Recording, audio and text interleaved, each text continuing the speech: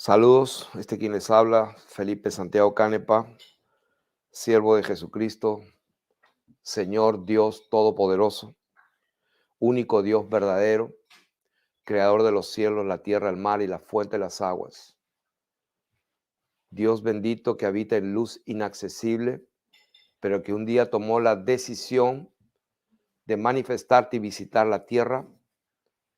Se manifestó y Él se encargó, porque Él es Dios, de que su mensaje y su evangelio llegara hasta los últimos días. Así que en las Escrituras, en el capítulo 7 de Mateo,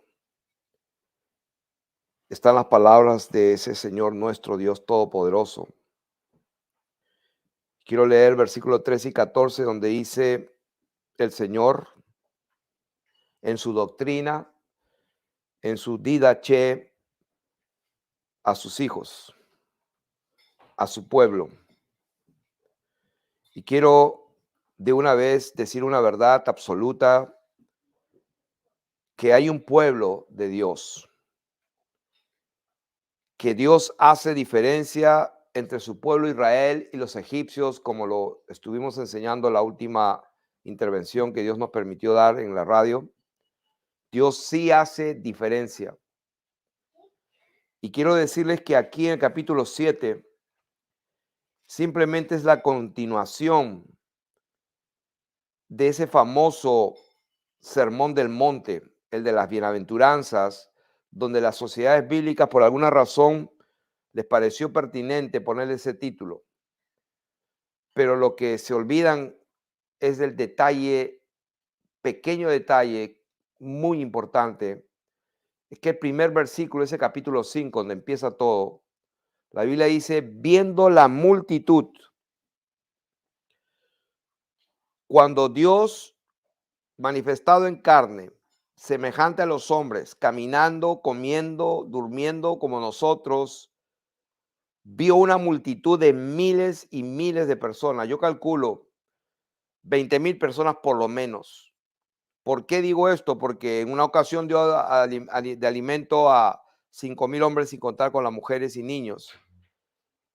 Entonces estamos hablando, por lo menos hay una multitud de 20,000 y como en este caso dice una multitud, probablemente podrían ser 40,000 o 50,000 personas. Dice, cuando vio a esa multitud, subió al monte. O sea, él tomó una decisión de alejarse, porque no todos los niños y las mujeres con sus niños van a poder subir pues, por el camino pedregoso para llevar arriba. O sea, él decidió aislarse y dice la palabra de Dios, y sentándose, vinieron a él sus discípulos. Y ahí empieza la enseñanza, y abriendo su boca, les enseñaba diciendo, y empieza y rompe el silencio diciendo, bienaventurados los que tienen necesidad espiritual, los que tienen hambre y sed, porque de ellos es el reino de los cielos.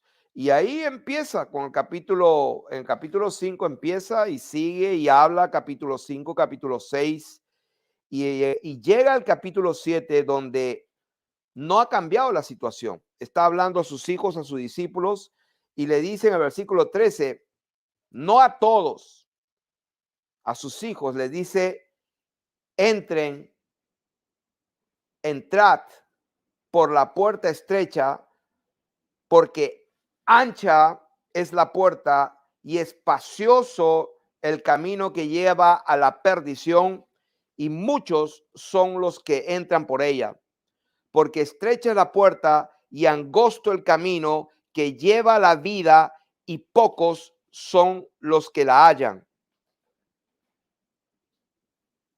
Uno de sus discípulos, no quiero decir favorito, pero yo diría importante, porque fue uno de los primeros que llamó, y no llamó a ociosos. Cuando uno ve las escrituras, Dios llama a personas que ya están trabajando, que ya están en la vida metidos y sumidos en los quehaceres de las necesidades, que se presentan en la vida están trabajando. Era un pescador, estaba con su padre Zebedeo, con Andrés, su hermano, y el Señor empieza a llamar, y era un hombre rudo, o yo diría, para ser pescador y levantarse 3, 4 de la mañana, pues había que ser disciplinado, había que tener fuerza de voluntad, había que tener una fuerza de convicción tal de que ese era su trabajo y demandaba un esfuerzo físico. Y este hombre, Pedro, a quien Dios eligió, a quien Dios se le reveló y le mostró quién era él, este mismo Pedro que Dios le dijo, Pedro, tú me amas. Y se lo repitió 3 veces, ¿estás seguro que tú me amas? Apacienta mis corderos. Pedro, tú me amas, apacienta mis ovejas. O sea, ¿por qué le dijo el Señor eso 3 veces? Porque Pedro lo negó 3 veces antes que el gallo cantara 2 veces. Pedro lo negó 3 veces.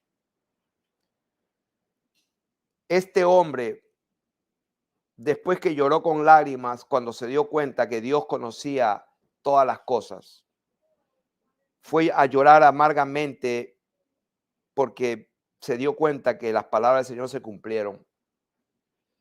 Pero Dios lo restaura y le dice, ¿me amas? Sí, Señor, yo te amo. ¿Estás seguro, Pedro? Sí, Señor. Le vuelve a preguntar, ¿me amas? Y Pedro dice, Señor, tú lo sabes todo. ¿Qué puedo decir? Tú lo sabes todo. Y cuando Pedro se da cuenta que con él no puede jugar, con Dios no puede inventar, lo único que quedó es abrir su corazón y decir, Señor, tú lo sabes todo. No quiero volver a pecar diciendo, Señor, de ninguna manera te acontezca, yo iré y moriré contigo. Y el Señor Jesús le dijo, Pedro, Pedro, esta noche negarás que me conoces 3 veces. De ninguna manera.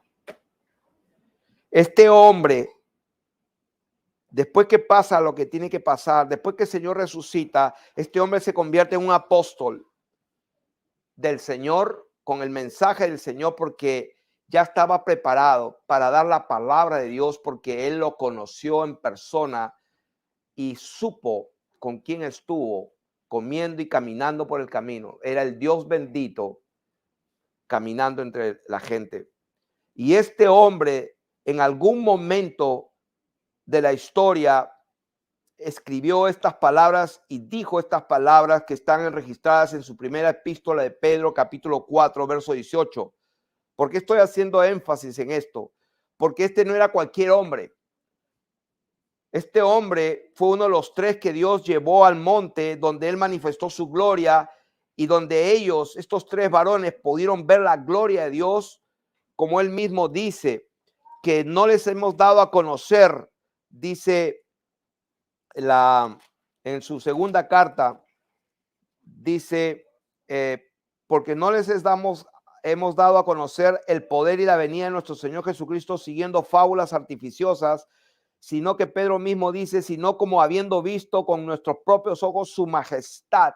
Pedro vio a Dios en la tierra cuando ese Dios se manifestó con su gloria y dice, nosotros lo vimos con nuestros propios ojos su majestad cuando de él, dice, recibió de Dios Padre honra y gloria, le fue enviada desde la magnífica gloria una voz que decía, y cuando vemos desde dónde recibió esa voz, vemos que esa voz fue dicha y declarada dentro de la nube que los cubrió.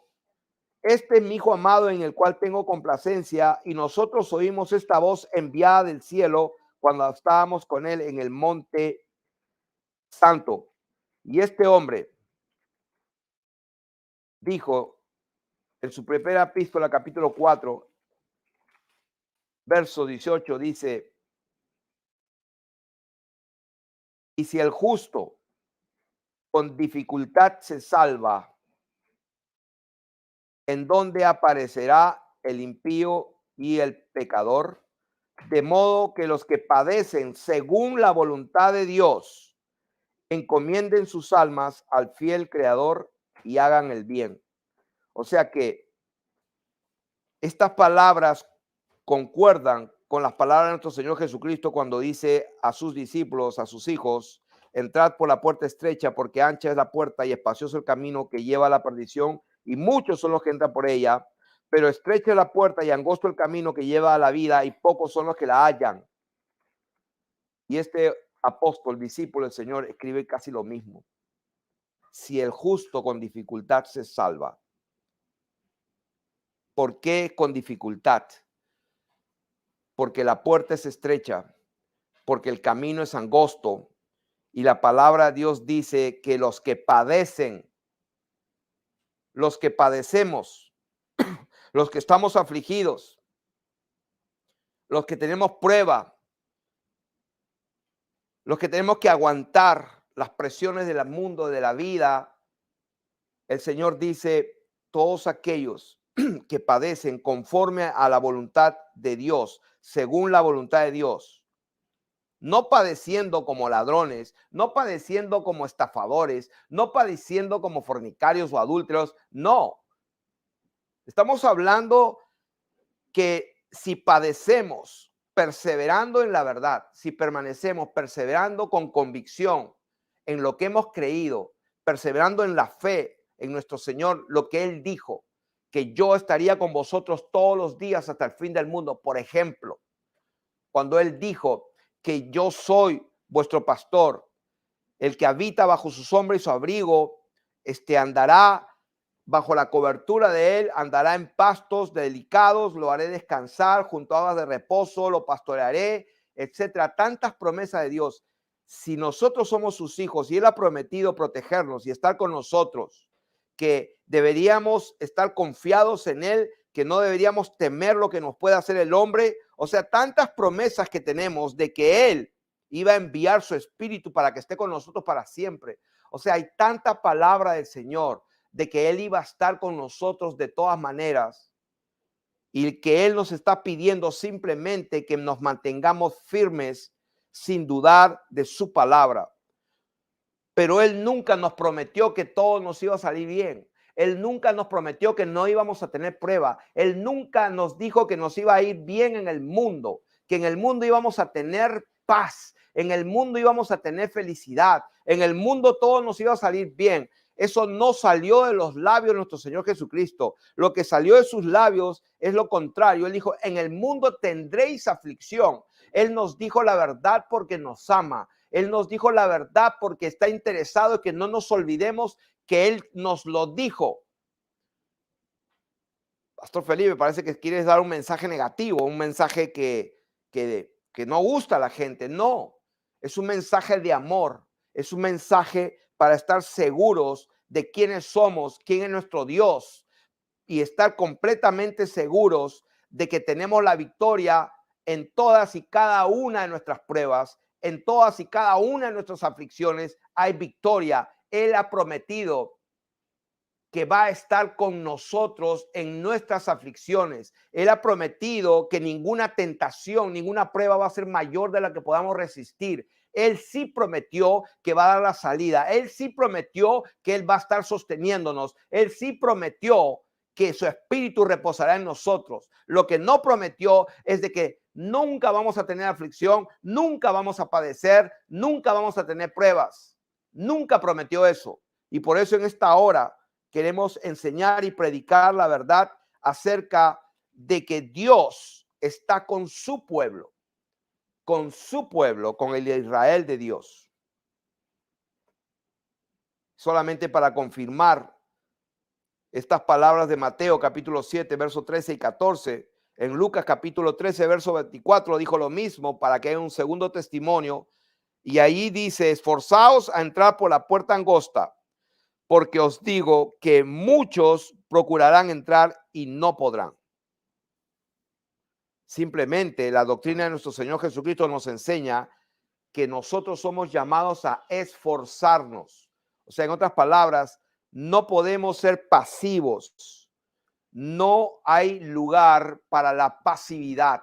Con razón que el Señor dijo que el reino de los cielos es de los violentos, de los valientes, de los decididos, de los que son fríos o calientes. Si vamos a ser fríos, somos fríos porque mucha gente quiere hacer una cosa, bueno, hágalo con decisión. Cuando aprendas que estás equivocado, Dios te llama, entonces te vuelves caliente y empiezas a hacer las cosas como debe de ser, de una forma decidida, de una forma correcta, porque has conocido que esa es la voluntad de Dios y no lo que estabas haciendo anteriormente. En cualquier caso, tú debes ser un hombre decidido, una mujer decidida. Dios aborrece la tibieza. El problema no es con lo frío o lo caliente. El Señor dijo, cualquiera que dé a uno de estos pequeños un vaso de agua fría, pues también recibirá su recompensa. O sea que para Dios el agua tiene que ser fría. Entonces hay mucha gente que se confunde cuando dice, ojalá que fuere frío o caliente. Entonces la gente tiene la idea de que, hoy frío yo no quiero ser. Yo quiero ser calientito para Dios. No necesariamente. Cuando Dios está hablando, ojalá que fuere frío o caliente, está diciendo que tú sí seas sí y que tú no seas no, pero seas firme en tus decisiones, porque el hombre y la mujer inconstante, dice la palabra, de doble ánimo, es inconstante en todos sus caminos. ¿Qué significa eso? Que cuando tú no tomas la decisión y te mantienes en ella, lo que va a pasar es que vas a estar divagando siempre entre dos pensamientos y todo te va a salir mal. Si te metes en un negocio, ese negocio te va a salir mal porque dudaste, no estás seguro. Bueno, vamos a hacer la otra cosa y te metes en la otra cosa, pero no estás seguro, no te metes con todo, no lo haces con pasión, con denuedo, con firmeza. Entonces también no te va a ir bien. Entonces siempre estás buscando algo nuevo, buscando algo que hacer y Dios te manda a que seas decidido. Y cuando tú estás buscando la voluntad de Dios, doblas tus rodillas delante de Dios, le pides que Él te guíe, de repente Él sí te manda un pensamiento claro, te manda una convicción total de algo que tienes que hacer, que no hay duda absoluta de eso, entonces hazlo con confianza, con fe y permanece hasta el final. ¿Cuál es el mensaje de hoy para el pueblo de Dios? El mensaje para el pueblo de Dios en esta hora es que Él nos dice, esfuérzate. Nunca te prometí, relájate. O sea, quédate quieto. Si bien es cierto, la palabra dice, sí, estad quietos y conoced que yo soy Dios, como alguien puede, pues, torcer la escritura para interpretar lo que le da la gana y lo que le conviene. Sí, hay pasajes donde dice, descansad, confiad en el Señor. Pero estamos hablando de otra cosa. Estamos hablando de nuestra fe en acción. La fe sin obras es muerta. Y parte de nuestra fe es que no estamos con una fe ciega, sino que la fe es la certeza de lo que esperamos, la convicción de lo que no vemos. O sea, nuestra fe es preciosísima, hermanos, pero nuestra fe está basada en un conocimiento verdadero. Nuestra fe está basada y tiene su sustancia en la verdad. Y la verdad es lo que estamos leyendo aquí, que Dios nos dice que es difícil, que no es fácil, que la puerta es estrecha, que el camino es angosto, incómodo, que los ríos se salen y van a dar con ímpetu contra nuestra casa, contra nuestra vida, a todos. Al hombre que edificó su casa sobre la arena y al que edificó su casa sobre la piedra, las circunstancias de la vida van a golpear a todos. Al que está haciendo esto, al que está haciendo el otro, a todos nos viene la misma lluvia. El río se desborda y viene con todo, viene con lodo, con piedras y viene arrasando todo. Y cuando arrasa, pues no está buscando, bueno, a este sí, este no, arrasa con todo. No se trata de que a este sí, este no, se trata de que quién va a aguantar, quién va a aguantar y quién va a permanecer. Y que yo sepa, la respuesta está bien clara.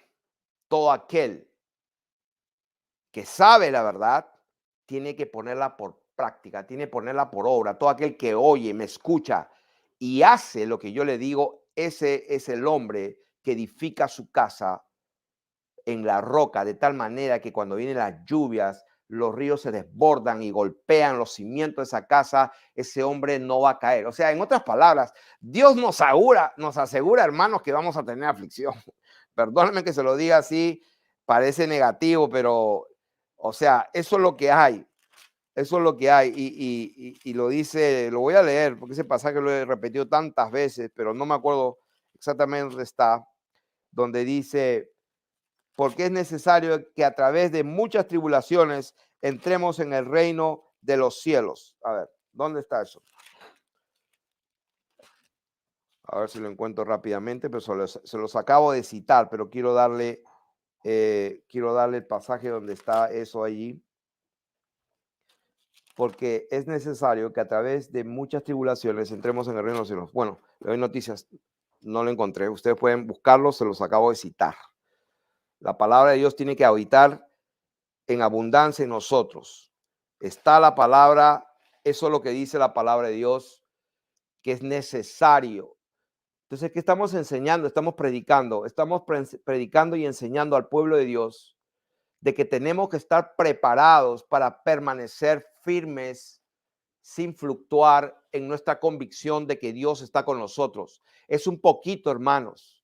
Como dice la palabra, si fuere por un poco de tiempo, tendráis que ser afligidos en diversas pruebas para que vuestra fe, cuando fuese probada, sea hallada en gloria, honra e inmortalidad, dice la palabra, en alabanza y en gloria. Vamos a leerlo. Primera de Pedro. Dice, ustedes han recibido una herencia incorruptible, una esperanza viva. Estoy leyendo primero de Pedro capítulo 1. Tenemos una esperanza viva, tenemos una herencia incorruptible, incontaminada, inmarcesible. O sea, no se puede contaminar, no se puede manchar, no se puede corromper, no se puede podrir. Está reservada en los cielos, pero que está guardada y preparada para ser manifestada en el tiempo postrero, en lo cual, dice, ustedes también se alegran, aunque ahora por un poco de tiempo, si es necesario, tengáis que ser afligidos en diversas pruebas. O sea que las pruebas vienen, hermanos.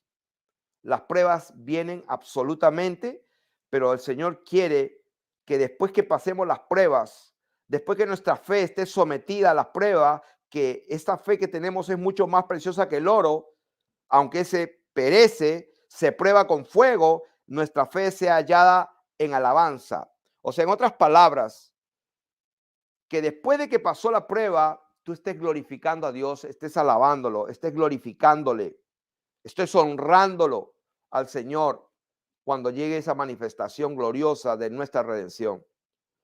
Mientras eso llega, es necesario que el pueblo de Dios conozca esta verdad. ¿Cuál verdad? De que Él tiene promesas para su pueblo, pero no necesariamente para los que todavía no pertenecen al pueblo de Dios. O sea, como dice Pedro, si el justo con dificultad se salva, ¿en dónde quedará el impío y el pecador? O sea, si para nosotros es difícil, si para nosotros no es fácil, tenemos que pelear y luchar, no para vencer solamente la tentación o la prueba, no, o sea, la pelea es para después de haber vencido, nosotros sigamos confiando en el Señor, que Él estuvo con nosotros en medio de esa prueba y no quejándonos, ¿dónde estás? ¿Por qué me pasa esto? Ya estoy cansado, Señor, y quejándote como si Dios deseara eso. Lo que tenemos que entender, Él nos lo dijo desde un principio, porque era necesario que se cumpla todo. Lo que pasa es que Dios no te va a explicar por qué tienen que suceder todas las cosas. En Lucas capítulo 24,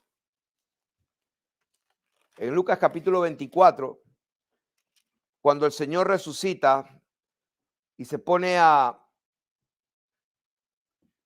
conversar con dos varones, el capítulo 24, verso 25, les dijo, oh insensatos y tardos de corazón, para creer lo que está escrito. Así es como se dirige el Señor a las personas que están divagando en su mente, buscando razones por las cuales pasan las cosas. ¿Por qué será esto? ¿Qué es lo que ha pasado? No entendemos. Y el Señor les dice, insensatos y tardos de corazón, para creer todo lo que los profetas han dicho. ¿No era necesario que el Cristo padeciera estas cosas y que entrara en su gloria? Está hablando el Señor de lo que está escrito, que la gente de este tiempo conocía las escrituras, habían sinagogas, había enseñanza de lo que la escritura hablaba acerca del Cristo que tenía que padecer. El versículo 44 les dijo: estas son las palabras que yo les hablé a ustedes, estando aún con vosotros, que era necesario que se cumpliese todo lo que está escrito. En este caso, pues está hablando de lo que le iba a suceder en su pasión, en su muerte y en su resurrección. Pero aquí nosotros estamos aquí enseñando específicamente, no necesariamente de creer que el Señor iba a morir y resucitar. Estamos hablando en términos generales de que nosotros tenemos que estar firmes en la fe de toda la palabra de Dios, de todo el consejo de Dios, que Él está con nosotros. Y aquí Él está diciendo a sus discípulos, era necesario que se cumpliese lo que está escrito. O sea, en otras palabras, lo que estamos enseñando aquí, que la puerta es estrecha, que el camino es angosto, eso es lo que está escrito, y el Señor, tú no quieres que te diga a ti o que el Señor en algún momento nos diga a nosotros lo que le está diciendo: insensatos y tardos de corazón.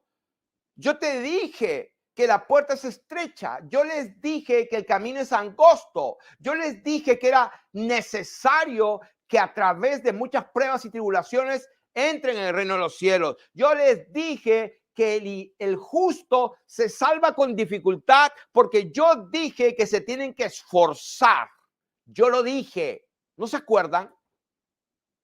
Insensatos y tardos de corazón para creer lo que está escrito, para creer lo que yo dije el Señor. Y el Señor en ese tiempo estaba hablando con sus discípulos, pero hoy nos está hablando a nosotros. ¿Qué es lo que Él dijo? Y lo que yo sé que Él dijo para nosotros, el que iba a estar con nosotros todos los días hasta el fin del mundo, y que Él, nuestro Padre, no nos iba a dejar huérfanos. No los voy a dejar huérfanos, volveré a vosotros de una manera mejor. Les conviene que yo me vaya, porque ahora yo, Dios Todopoderoso, yo soy el que es, el que era, el que ha de venir. Yo, dice el Señor, aquel que vivo para siempre, el Dios Todopoderoso. En este momento estoy en esta condición de hijo.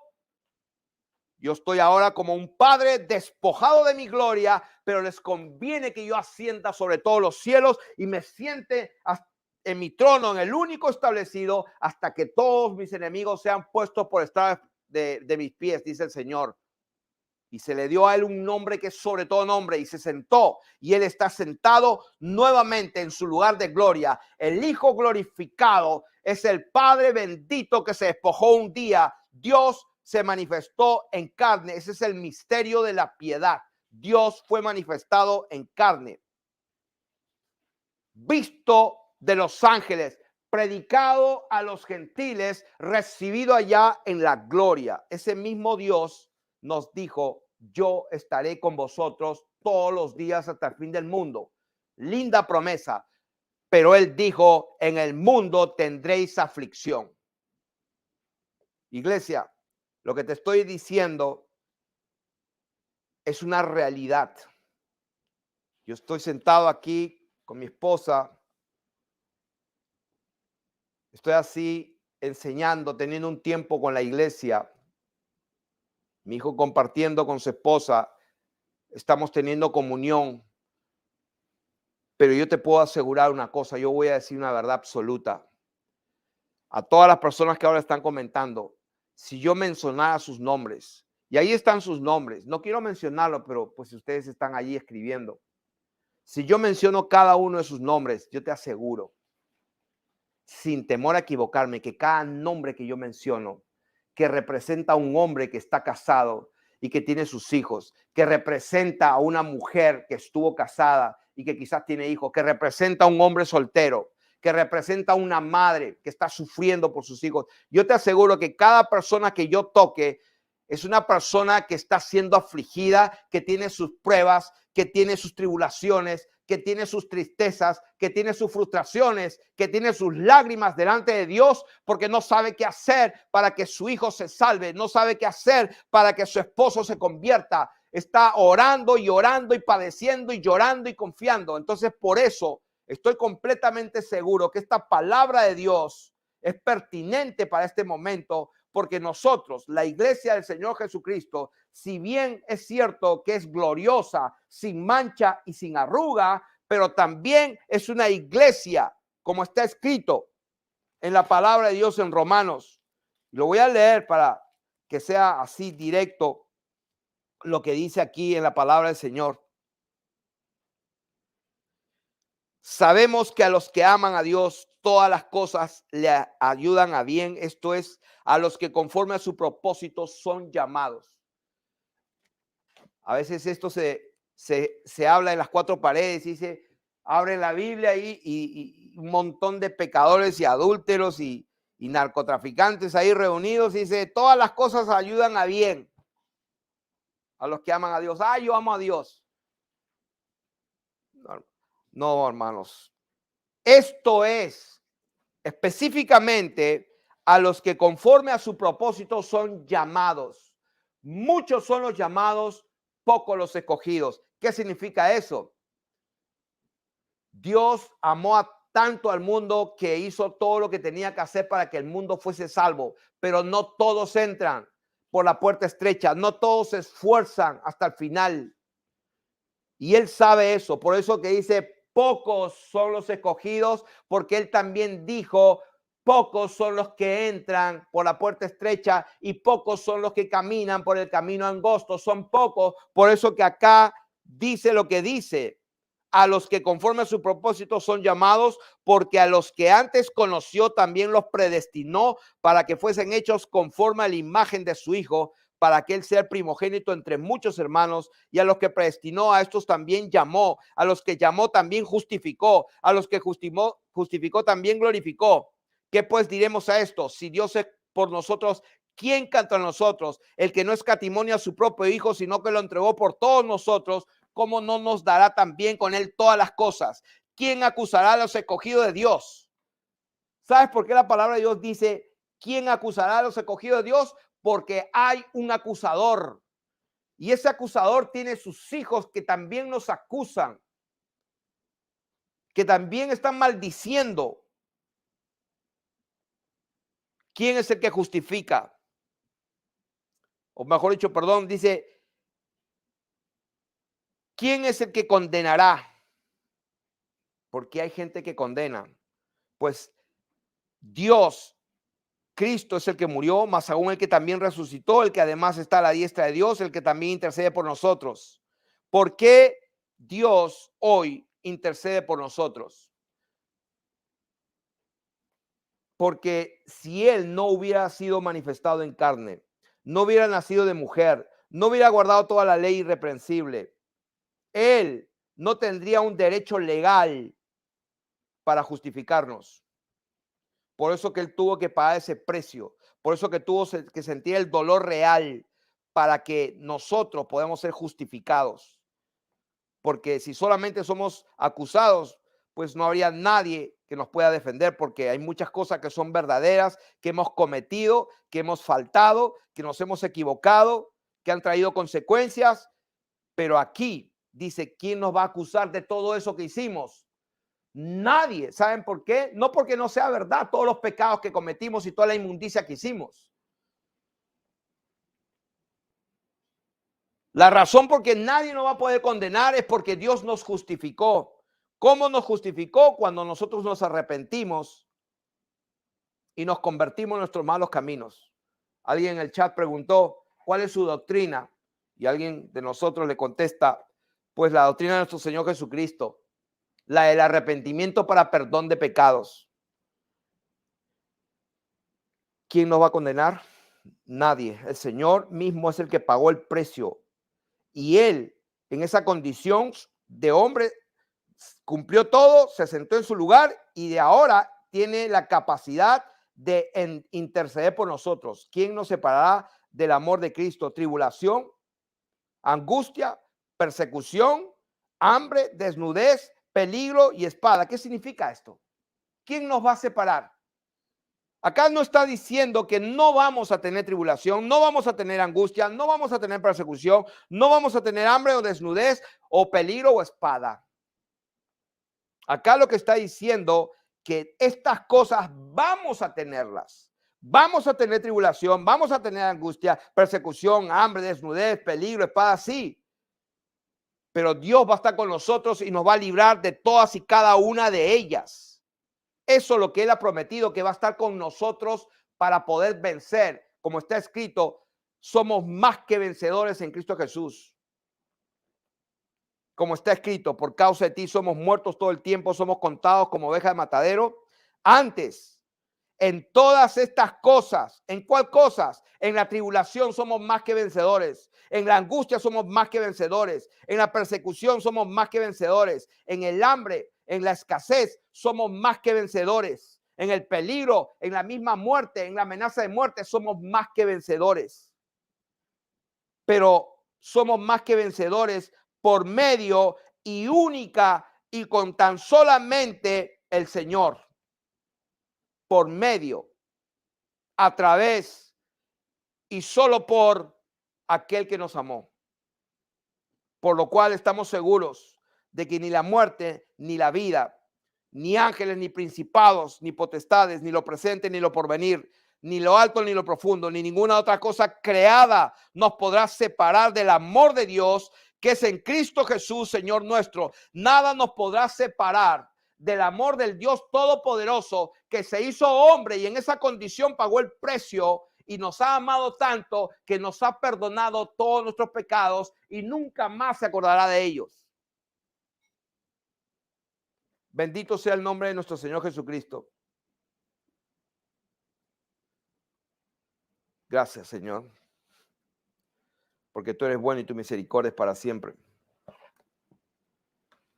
Cuando estábamos hablando en Lucas capítulo 24, cuando le decía tardos para oír, insensatos que no han creído lo que está escrito. Les dice en el 44, era necesario que se cumplan las escrituras. Entonces les abrió el entendimiento para que comprendiesen las escrituras y les dijo, así está escrito y así fue necesario que sucedan las cosas. Fue necesario que yo padeciese y que resucitase de los muertos, porque se tenían que cumplir las escrituras y que se predicase en su nombre el arrepentimiento y el perdón de pecados en todas las naciones, comenzando desde Jerusalén.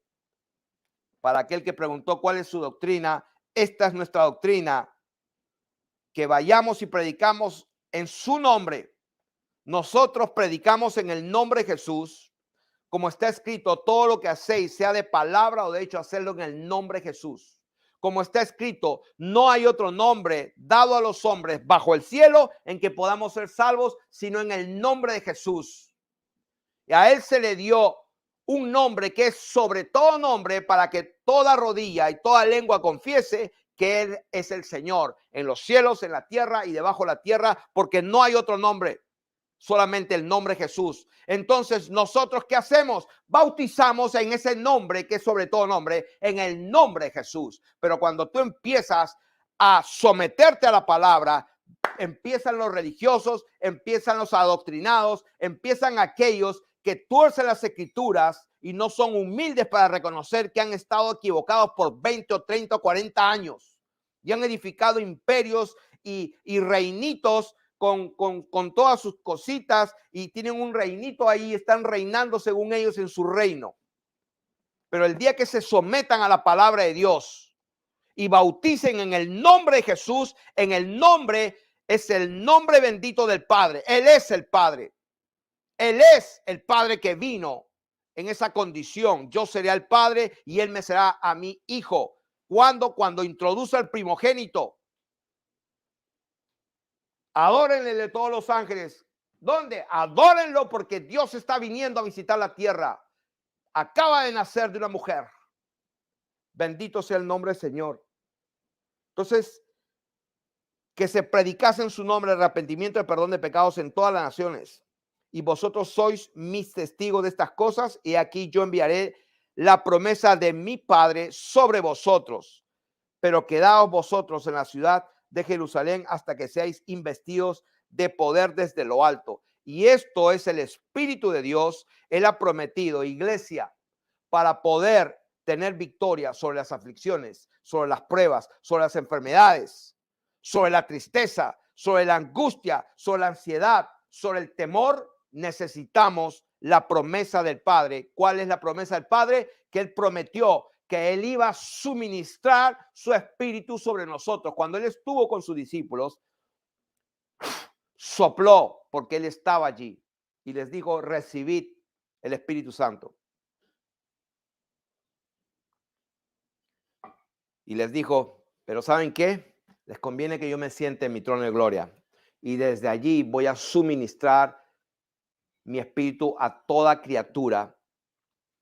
En los últimos tiempos derramaré mi espíritu sobre toda carne. Mis hijos y mis hijas profetizarán, los jóvenes verán visiones y los ancianos sueños, y sobre mis siervos y mis siervas derramaré mi espíritu. Quiero ir terminando. Yo tenía muchos versículos acá que hablar. Voy a citarlos. Salmo capítulo 5, verso 4 y 5. Salmo 7, verso 11. Salmo 34, verso 16. Isaías 48, verso 22. Isaías 57, verso 21. Estamos hablando de 5 testimonios que hablan de una sola cosa, prácticamente. 5 testimonios que hablan de una sola cosa. Hablan de la doctrina de nuestro Señor Jesucristo con respecto a la gente que va por el camino justamente ancho y que quieren entrar o están entrando y acaban de entrar por la puerta ancha. ¿Cuántos van por ahí? Van muchos. Si ustedes leen, voy a leer rápidamente, a ver, Salmos 5, verso 4. Entonces, en el nombre del Señor.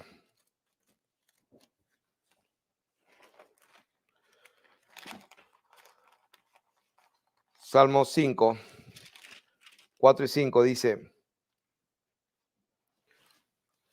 porque tú no eres un Dios que se complace en la maldad, el malo no habitará junto a ti, los insensatos no estarán delante de tus ojos, aborreces a todos los que hacen iniquidad.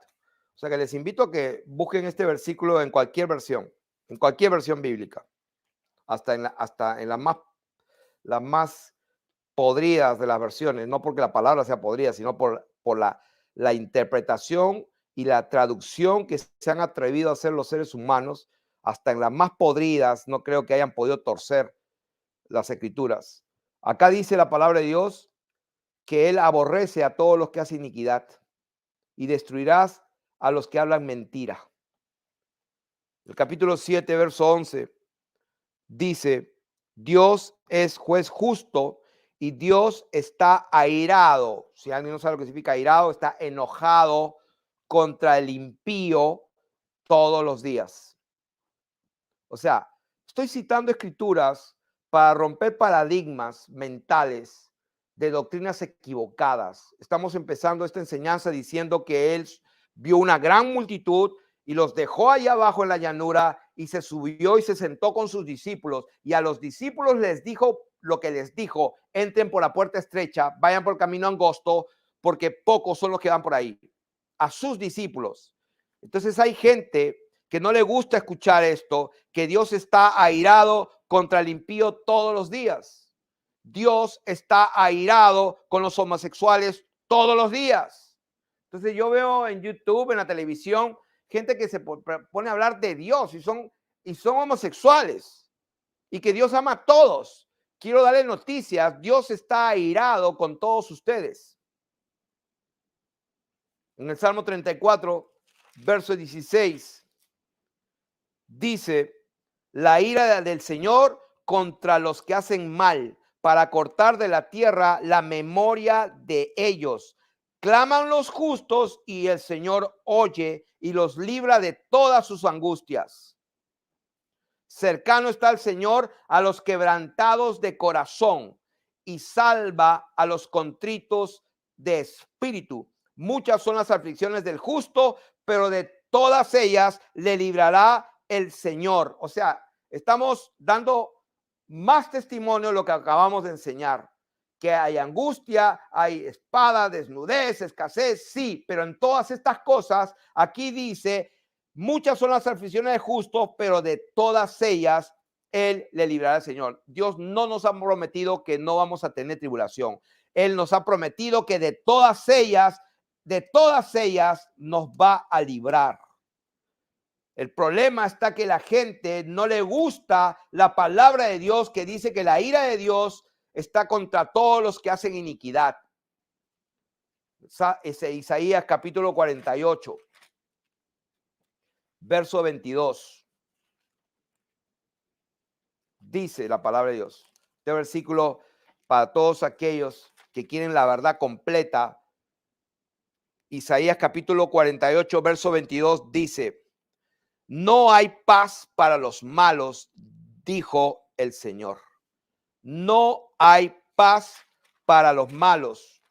Capítulo 57 y verso 21 dice, no hay paz, dijo mi Dios, para los impíos. No hay paz, dijo mi Dios, para los impíos. Dios está enojado con los impíos todos los días. Dios aborrece a los que hacen maldad. O sea, ¿qué parte no se entiende, pueblo de Dios? ¿Qué parte no se entiende? Pero Dios está cercano al que es contrito de espíritu. O sea, a ese pecador que hace lo malo, Dios lo mira de lejos. Pero si ese pecador escucha el evangelio, se convierte y se humilla delante de Dios y se arrepiente, pues Dios dice, ese es el mensaje que mandé a predicar a mis discípulos, que vayan por todo el mundo y prediquen el mensaje del arrepentimiento para el perdón de pecados en todas las naciones. Entonces, cuando un pecador de esos, porque así éramos todos, yo era así, contrito y humillado, voy y está arrepentido, entonces dice la palabra que Él está cercano, es como que está cerca. Quien quiera que levanta su voz con esa humillación, con ese arrepentimiento, Dios ahí está cerca, cerca. Al estar cerca, Él escucha, Él discierne y si hay un arrepentimiento, Él perdona y convierte a esa persona en un hijo de Él. Y como dice, ¿quién te va a condenar ahora? Yo soy el que te justifico, dice el Señor. Pero no se equivoquen. Mientras no haya ese arrepentimiento para perdón de pecados, Dios está airado todos los días. Lo acabamos de leer. Ahí están los versículos que he dado. No hay excusa. ¿Cómo podría concluir este mensaje? No tiene tanta teología ni tanta profundidad. Es un mensaje elemental y simple. Pueblo de Dios, tenemos que esforzarnos.